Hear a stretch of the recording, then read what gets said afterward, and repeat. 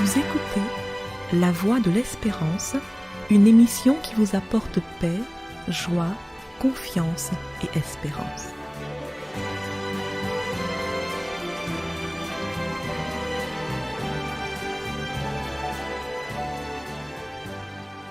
Bonjour la Guyane et bonjour à tous depuis la Guyane.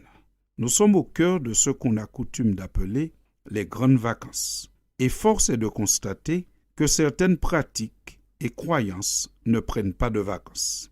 Des idéologies que nous aimerions bien voir disparaître, telles que le racisme, la discrimination raciale, le mépris ou l'intolérance, ne prennent pas de vacances. Les injures et actes à caractère raciste ou discriminatoire continuent, vacances ou pas vacances.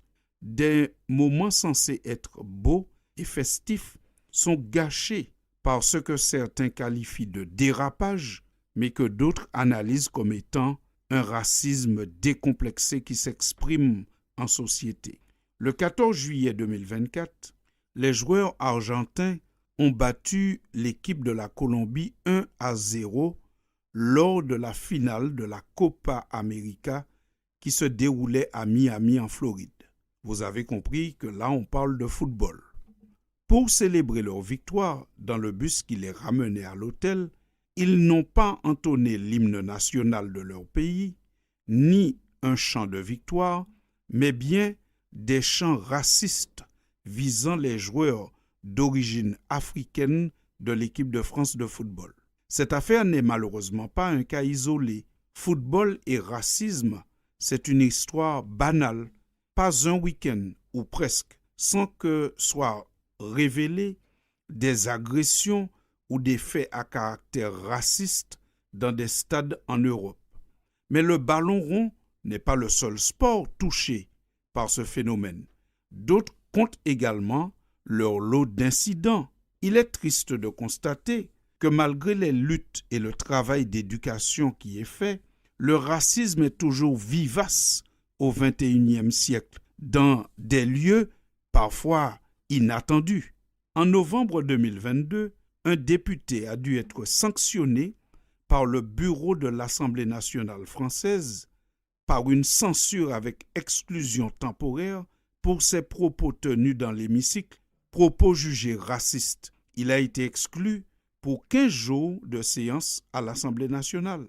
Les injures et actes à caractère raciste ou discriminatoire continuent, vacances ou pas vacances, stade de football et même au sein de l'Assemblée nationale parfois.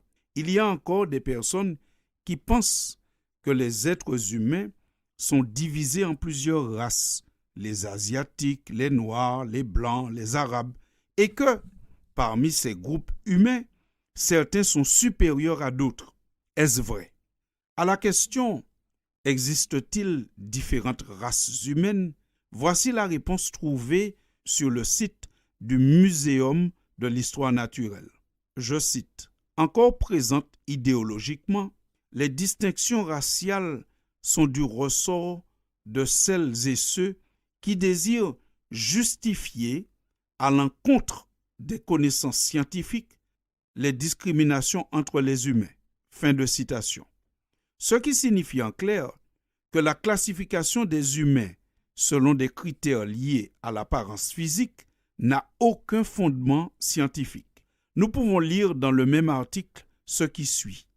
99,9% de l'ADN est rigoureusement identique entre deux êtres humains, quelle que soit leur couleur de peau. Et sur les 0,1% de différence, seulement 5% en moyenne sont liés à des différences entre populations parfois très éloignées géographiquement. L'immense majorité des mutations composant la diversité génétique humaine se trouvant entre individus à l'intérieur d'une même population. Fin de citation. Ceci nous montre bien que nous pouvons affirmer que même si on a des apparences et des cultures différentes, on a tous les mêmes ancêtres et on fait partie d'une seule et même espèce humaine ayant tous la même valeur. Par conséquent, le racisme n'a aucune assise scientifique pour se justifier. C'est simplement une question d'idéologie. Et le fait que la science dise que nous venons tous d'un même ancêtre parce que nous avons les gènes communs, c'est déjà ce que dit la Bible depuis très longtemps. Nous lisons dans le livre des Actes au chapitre 17 de la Bible ce qui suit. Dieu qui a fait le monde et tout ce qui s'y trouve est le Seigneur du ciel et de la terre. Et il n'habite pas dans des temples construits par des mains humaines. Il n'a pas besoin non plus que les humains s'occupent de lui fournir quoi que ce soit. C'est lui qui donne à tous la vie, le souffle et tout le reste. À partir d'un seul être humain, il a créé tous les peuples et les a établis sur la terre entière. Permettez-moi de relire cette dernière phrase qui se trouve dans Acte 17 au verset 26. À partir d'un seul être humain, il a créé tous les peuples et les a établis sur la terre entière. Fin de citation. Dieu montre le même intérêt pour tous les humains, parce que tous les humains sont ses créatures au même titre. Peu importe leur sexe, leur condition sociale, leur couleur de peau ou leur apparence physique, Dieu aime tous les hommes de la même manière et se dévoue autant pour tous les hommes.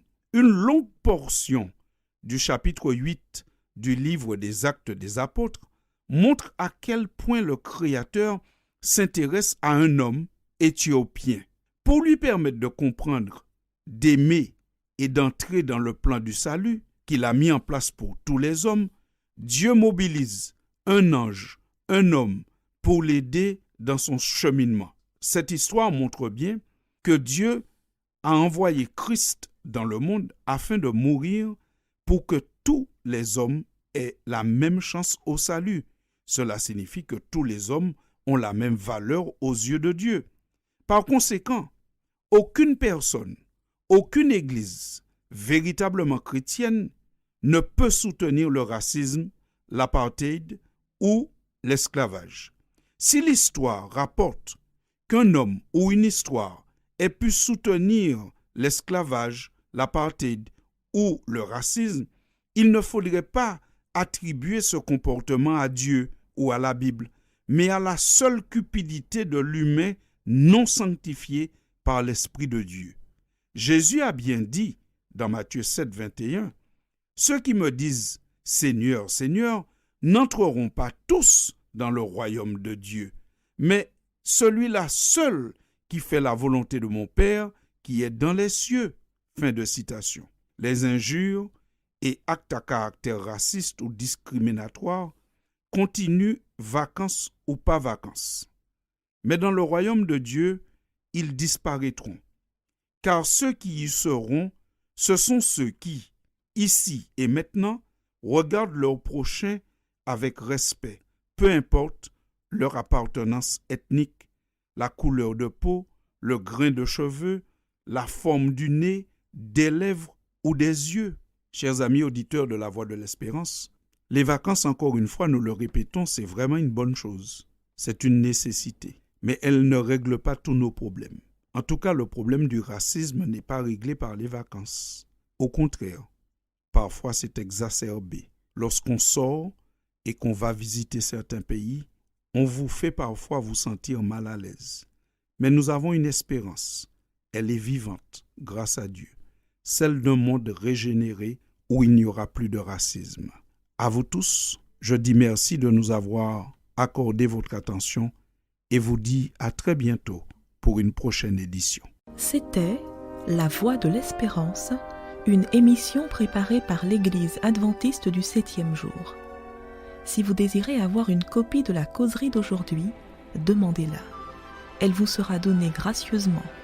Écrivez à La Voix de l'Espérance, boîte postale 169 97 324, Cayenne, CEDEX, ou téléphonez au 0594 25 64 26.